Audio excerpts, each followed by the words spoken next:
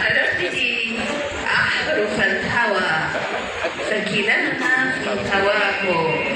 معذب مقتول لا تقولي سينتهي فهوانا اختيار وقدر لن يرده المستحيل. ولقاؤنا يأتي مع الشاعر الفنان مؤسس صالون المصري الثقافي الشاعر محمد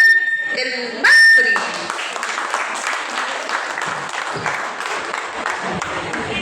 عصفور وعصفورة، عصفور وعصفورة، وكان لدي عصفور وعصفورة برغم الأس يحتضنان يبتسمان بالصورة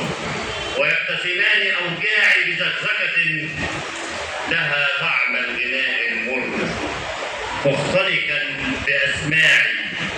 وكم صنع حكايات عجيبات لإمتاعي وكم جمع حبوب القمح مقشورا لإشباعي وعند الليل يشتكيان ينتحيان من قفصي وكتباني فأفتح مسفكا بابي وأحضاني فيفترشان أكتافي ويختلان أحزاني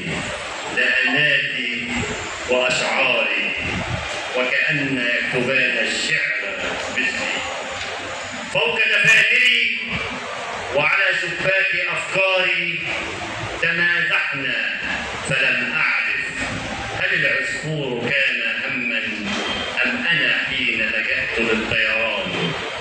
وهل كان هما نفسي لأنهما على الشباك قد كتبا كثيرا من مناجاتي وأشعاري ومن هول الذي كتب فقد بكي على كتفي وراح يصرفان الدمع في شجري بأحضاني وفي غدنا يخون عهودنا العصفور يطير إلى الفضاء والنور ويلعن ظهر بستاني فتبكيه وترسيه العصافير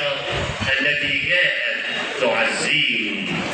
فأهتف والفراق المر يسري بين أوردتي ويصرخ في شراييني أيا عصفورتي السفلى كفى حزنا على من باع أيكتنا كفى دمعا على من خان عشرتنا ونكره ألف فنجان ونقصد ألف عنوان وننشر ألف إعلان لعصفور لكي يأتي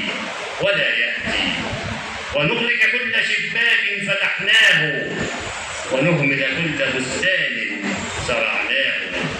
ويبقى الباب مفتوحا بداخلنا